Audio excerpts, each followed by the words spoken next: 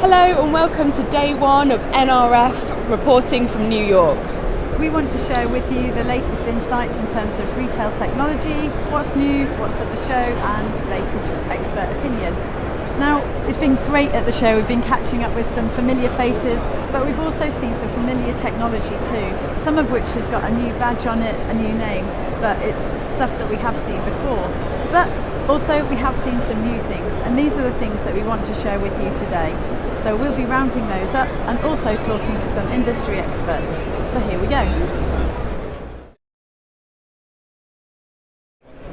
We've just been looking at drone technology by Intel and Pensa. This is a self-flying drone which is going along the aisle, looking at stock levels across the store and giving information about any out-of-stock items, and also the planogram about how could this be best placed within the store environment. Now, what will be interesting to see is whether this actually takes off.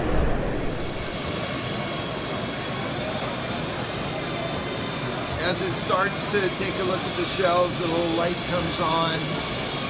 It'll move around a bit. Let me answer one earlier question, which is what you're pointing to. This is what's seen by the drone.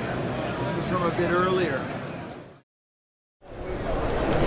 This year at the show, we've seen the rise of cryptocurrency. Now, you're quite used to going into the supermarket to pick up your holiday currency, but how would you feel if you popped into your supermarket to get your groceries and pick up some Bitcoin at the same time?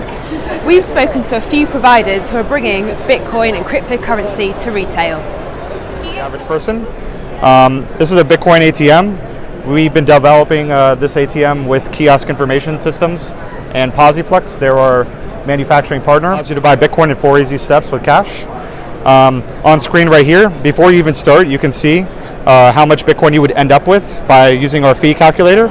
So if I put $100 in here, you can see the fee is 10%, and you'd end up with $90 worth of Bitcoin, and then the purchased amount of BTC, which is about a 0.02, and also the exchange rate currently. So the exchange rate is always changing in real time. Bitcoin is still volatile, and so I'm going to go ahead and put in $20 bill. And then as I'm inserting the cash, you can go ahead and see here that it's going to count the notes and then show you the breakdown accordingly.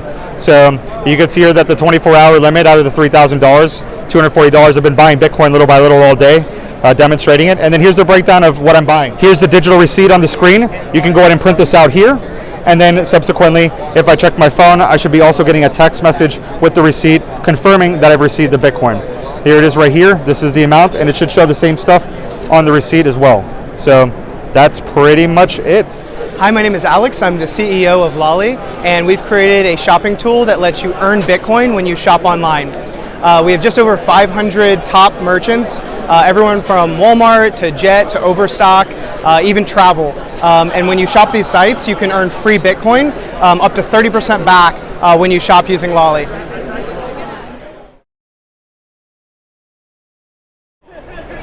She's an author, journalist, and head of industry insight at Eagle Eye, and what she doesn't know about retail isn't worth knowing.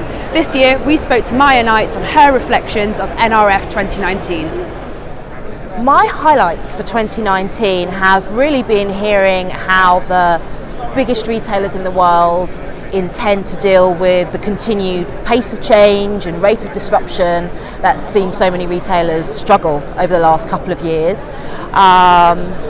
As a result, I really think the trend that's come through clearly is that it's going to be a great year to be a consumer, where retailers are vying much more, putting a lot more effort into vying for your discretionary spend, and therefore improving and uprating both their store experiences as well as their online digital experiences to try and win over customers.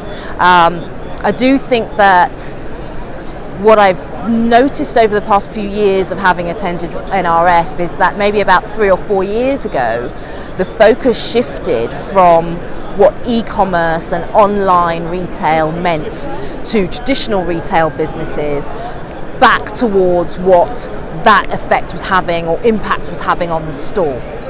And I think that's a sign of maturity that fast forward 3 years later, 3-4 years later, what we're seeing at the show is a real focus on the digitization of the store, how the digital transformation that we hear so many retailers talk about is now starting to impact the front of their stores and directly their customer experiences. I think that they perhaps have spent the last few years right-sizing their business operations to manage the influx of extra requirements from an e-commerce channel that they've added over the last 10 years.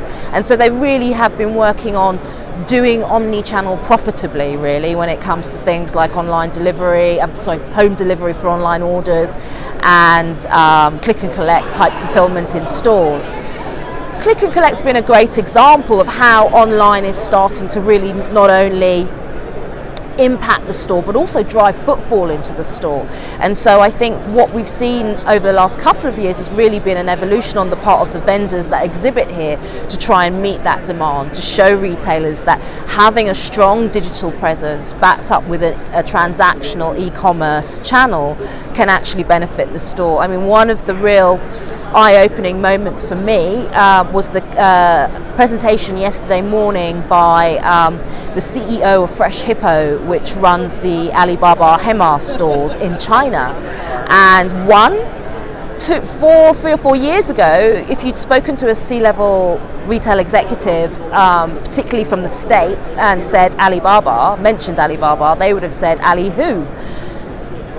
Fast forward to the presentation yesterday, and that room was packed. Really felt as though that was a watershed moment where the penny had dropped among American retailers, where they realised that the US is no longer going to be the biggest consumer market, and they will be overtaken by Asia by 2020 next year. And I think the final stat that came out of that really underlines what I've been seeing from a trends perspective was the Fresh Hippo CEO saying that over the 2 or 3 years that they've been developing these Hema stores in urban areas within Chinese megacities, they've actually seen the total percentage of sales driven through online rise from somewhere between 60% to 75%. Retailers were really thinking that online no longer needs to be a threat, no longer needs to necessarily cannibalize their customer base, but it can actually